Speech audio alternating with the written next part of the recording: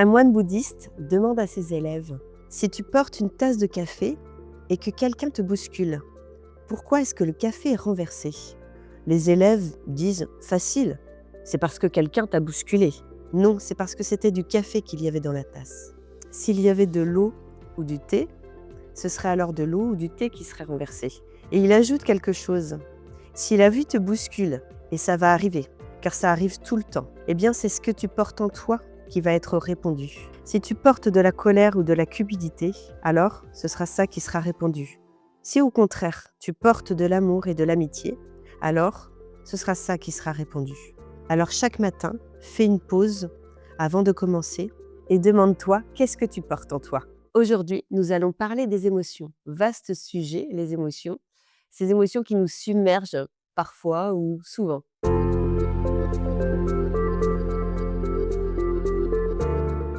Pour faire face à ces émotions, eh bien, nous mettons en place des mécanismes, des stratagèmes, des systèmes de compensation qui sont souvent efficaces. Et parfois, eh bien, ces systèmes nous impactent fortement et peuvent avoir des conséquences comme l'épuisement. Et pour éviter d'en arriver là, eh bien, c'est intéressant de comprendre ce qui se passe un petit peu.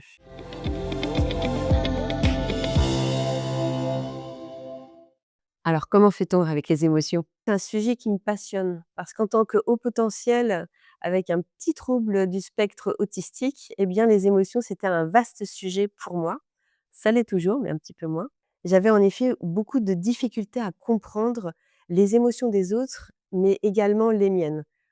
Parce que on pense que quelqu'un qui a un trouble autistique n'a pas d'émotions, eh bien, j'ai envie de vous dire, ou alors je suis l'exception qui confirme la règle, c'est tout le contraire. Donc je vais vous partager mes réflexions, mes recherches et mes expériences sur ce sujet. Pour commencer, il est bon de savoir qu'on fonctionne avec un système de 3, c'est-à-dire le cœur, la tête, le mental et le corps. Et quand une émotion arrive, c'est bien ce système de 3 qui va gérer cette émotion. Lorsqu'une émotion arrive, est jugée désagréable par le cœur, qu'est-ce qui se passe? Eh bien, le cœur, lui, il va ressentir cette émotion.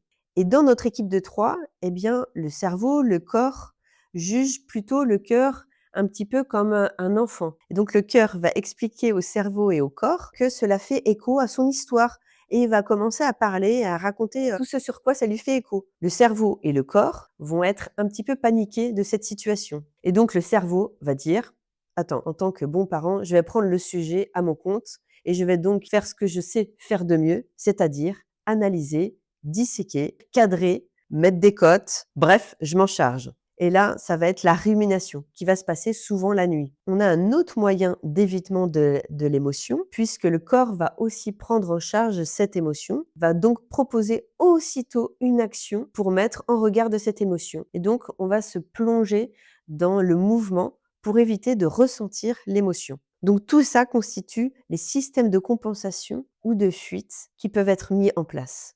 Et donc ce système de compensation, ça fonctionne plutôt bien. Maintenant, on va prendre par exemple, si votre responsable vous prend en aparté et vous dit: «Bon, sur votre dernier rapport, finalement, il y a des erreurs et une erreur plutôt importante, et qu'il aimerait bien que ça ne se reproduise plus».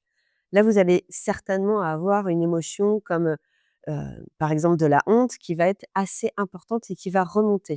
Et donc cette émotion jugée comme désagréable va être prise en charge par le système de 3. Et donc comme on l'a vu dans le schéma, eh bien, le cerveau peut peut-être, vous amener à ruminer, tout l'après-midi, voire la nuit, sur: «Mais comment vous avez pu arriver à faire cette erreur-là? D'habitude ça ne vous arrive pas». Ou à mettre un sens où vous trouvez des excuses pour diminuer la culpabilité. Bref, vous cherchez une façon rationnelle pour éviter, par exemple, la culpabilité ou la honte. Et ou, parce que c'est cumulatif aussi, eh bien, vous lancez dans une action et dès le lendemain, vous allez redoubler d'efforts, redoubler vos vérifications pour être sûr de ne pas avoir cette erreur-là. Et donc, vous allez y arriver. Vous pouvez sortir vainqueur de ce système de compensation. C'est-à-dire, votre responsable va vous dire: «C'est impeccable, tout est, le rapport est bon, quoi». Par contre, si à chaque fois que vous rendez un rapport, vous êtes un peu en haleine, eh bien, ce système de compensation va peut-être s'activer systématiquement et systématiquement, vous pouvez avoir une rumination qui dure plus ou moins longtemps ou une action qui va être peut-être un peu plus importante, Bref, vos vérifications, au lieu qu'elles durent, quelques minutes, vont durer beaucoup plus longtemps et là, ça risque d'être compliqué parce que là, ça va être très énergivore. Cela peut vous amener à l'épuisement. Ces systèmes de compensation, il est important de savoir qu'ils sont importants et qu'ils permettent justement, que ce système de 3 fonctionne bien. Ils veulent vous protéger et donc l'idée est pas de les enlever à tout prix. Par contre, quand ces systèmes de compensation arrivent à leurs limites, arrivent à des conséquences qui peuvent être, plus embêtantes, comme l'épuisement professionnel, là, c'est important de se dire: «OK, je revois un petit peu ma copie et je change de mode». Maintenant qu'on sait tout ça, on va voir les solutions.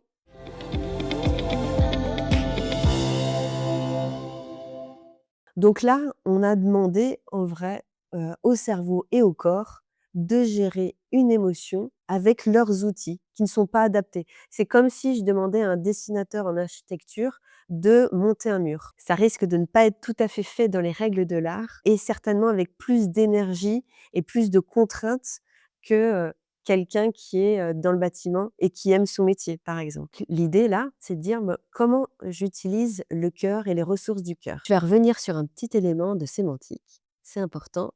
On dit souvent: «Gérer les émotions». Donc on va éviter de dire: «gérer» parce que ça veut dire plutôt administrer, diriger. Ça fait plutôt appel au cerveau, à des compétences du cerveau. Or nous, on veut tout de suite squeezer le cerveau et plutôt le laisser au cœur. On va utiliser le mot digérer. Donc on va utiliser ce qu'on appelle la digestion des émotions. Elle va commencer par, bien sûr, repérer les émotions. Mais souvent, nous, on n'arrive pas dès ce stade-là précoce.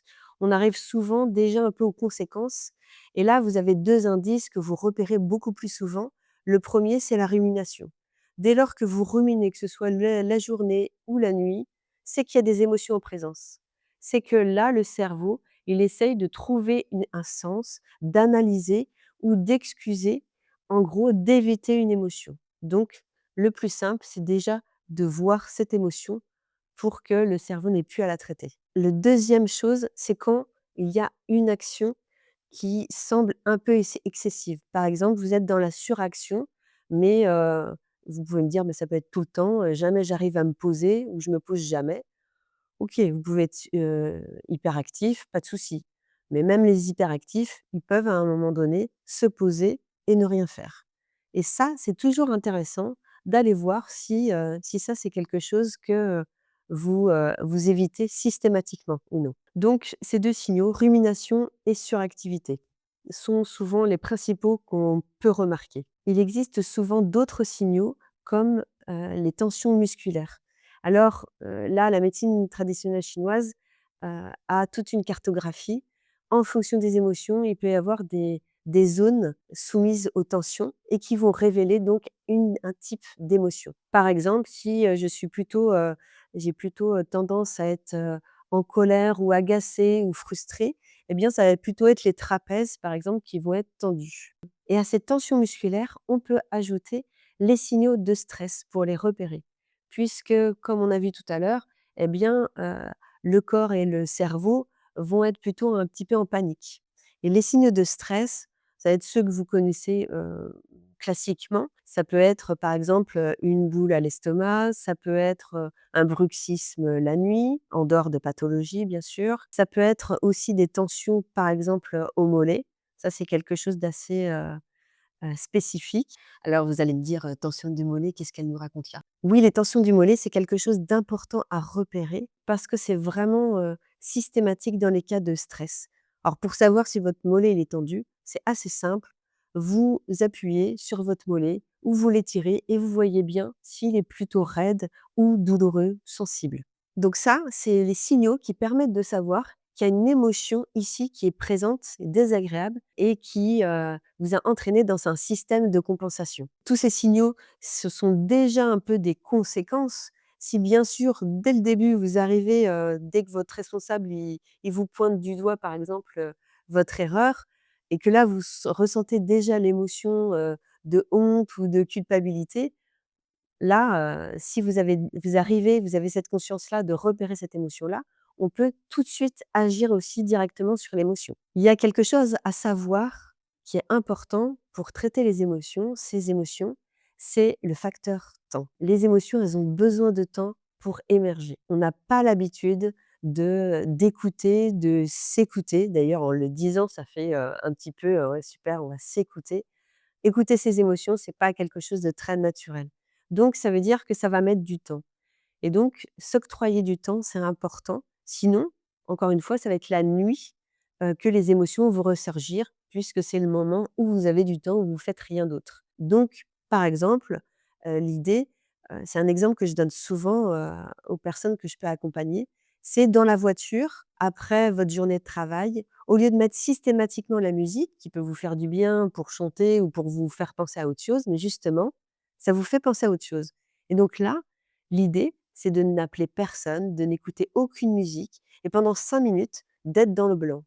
Et oui, les choses vont, remonter un petit peu à la surface et vous allez peut-être, votre cerveau va travailler et là, petit à petit, peut-être que des émotions vont remonter. Alors si en voiture ou dans les transports, c'est pas le bon moyen pour vous, vous pouvez également le faire seul chez vous. Ce serait parfait. Alors concrètement, comment on fait? Eh bien, on prend 5 minutes grand maximum. 5 minutes, c'est même long pour les premières fois souvent. Si c'est 3 minutes, c'est 3 minutes. Eh bien, vous vous installez dans votre canapé, ou vous vous allongez si vous avez envie et surtout, vous ne faites rien. Pendant ces 5 minutes, vous n'avez rien à faire. Bon, attendez-vous que les premières fois, ce ne soit pas très agréable et que ça ressemble à ça.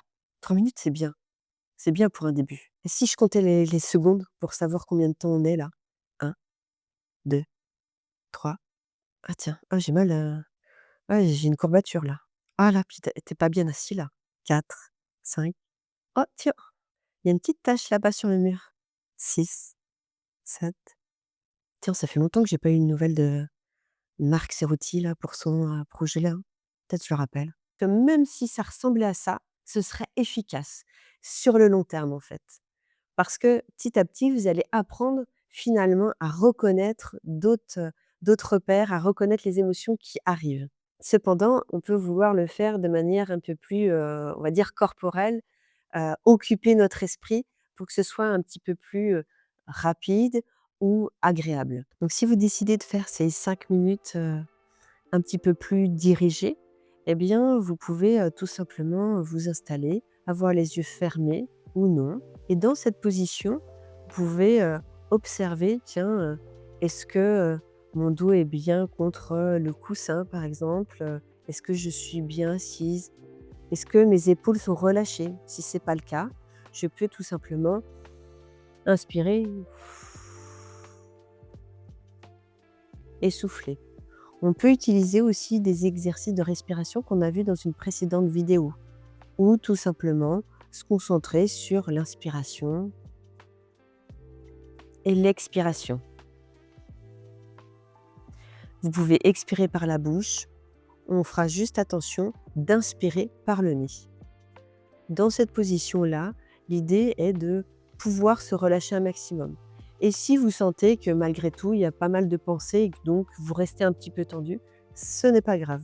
Là, vous n'êtes pas obligé d'être forcément très relâché. Ce n'est vraiment pas grave.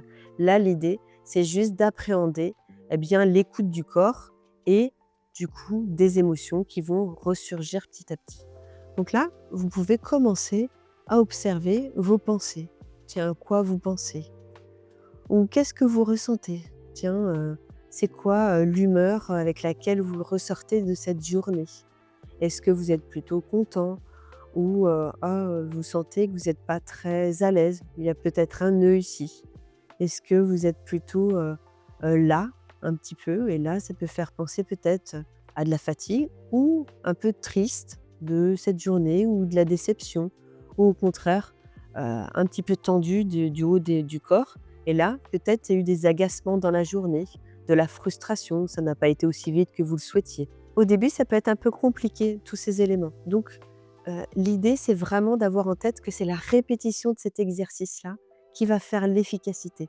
C'est pas au bout d'une séance ou de 2 séances de 5 minutes que vous allez réussir à faire le processus. Par contre, dans tous les cas, ça va permettre à votre corps de se relâcher, de se dire: «Ah OK, il y a un moment donné où on peut être seul avec soi-même» et potentiellement s'exprimer. C'est ça qu'on veut que le corps retienne. Petit à petit, vous allez donc réussir à repérer les émotions. Et puis dans d'autres vidéos, on va essayer de vous donner d'autres tips aussi. Une fois les émotions repérées, vous pouvez utiliser 2 phrases de digestion des émotions. Digérer les émotions, c'est prendre ce qui est bon pour soi et évacuer ce qui est en excès ou ce qui n'est pas nécessaire pour soi. Et c'est ce qu'on va faire avec les émotions. Parce que les émotions, on l'a vu dans une précédente vidéo, elles nous inspirent, elles nous animent, c'est ce qui nous donne la motivation. Et c'est ce qui nous permet aussi de mieux nous connaître et comprendre nos besoins. La première phrase, c'est « j'ai le droit de ». J'ai le droit d'être agacé dans cette situation. Ça, c'est la première phrase. La deuxième phrase, c'est « je me permets d'être agacé dans cette situation ».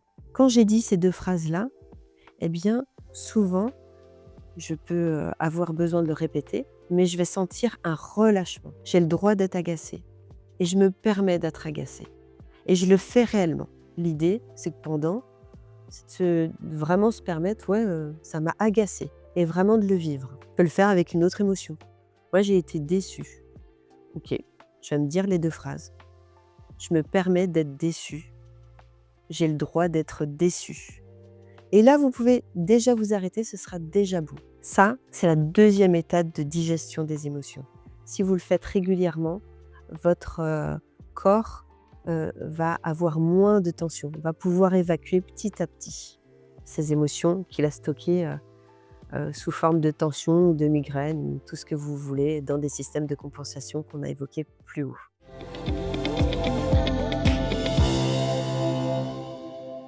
Donc là, on a vu les 2 premières étapes.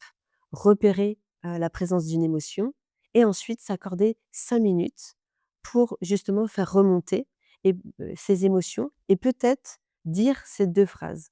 Quand vous allez dire ces 2 phrases, eh bien, il y a peut-être des phrases qui seront difficiles à dire ou vous ne serez pas tout à fait en accord quand vous allez les dire. Donc ça va renvoyer à des notions potentiellement de légitimité, bref, des croyances. Ça peut renvoyer également à des notions d'estime de soi. En vrai, il existe une 3e étape et c'est de comprendre qu'en fait, comme le disait Swami Prajnopad, c'est qu'une émotion va naître quand il y a une différence entre la réalité et ce que j'avais projeté, entre l'imaginaire et le réel. Et donc, plus ce delta entre les 2 est important, plus l'émotion générée va être importante. Spinoza expliquait que l'émotion n'est ni bonne ni mauvaise, puisque c'est juste le reflet de ce delta entre le réel et l'imaginaire. Ça peut être intéressant d'avoir en tête pour que vous évitiez, comme moi, de juger l'émotion que vous pouvez ressentir, quelle qu'elle soit. Parce que les émotions, ce sont avant tout une boussole. Ça nous permet de savoir quels sont nos besoins. Par exemple, si je suis en colère, c'est que j'ai eu du mal à poser mes limites. Si j'ai peur ou de l'appréhension, c'est que j'ai un besoin de sécurité. Bref, on peut décliner ça dans toutes les émotions. On y reviendra peut-être dans une autre vidéo. Donc, ce qui pose problème, en réalité, ce n'est pas l'émotion, mais la répression et tous les systèmes de compensation que vous allez mettre en place pour réprimer cette émotion. Et donc, pour ne pas la traiter par le cœur, ne pas la vivre. Alors, tous ces outils peuvent vous paraître assez simples et assez même bizarres. Alors, ça, c'est l'histoire de ma vie, j'ai envie de vous dire. Mais au-delà de ça, ce que j'ai envie de vous dire, c'est d'oser et de tenter. Parce que comme le disait Einstein, vouloir des résultats différents en faisant la même chose, cela relève de la folie. Je vous laisse avec ça et je vous dis à très bientôt dans une autre vidéo.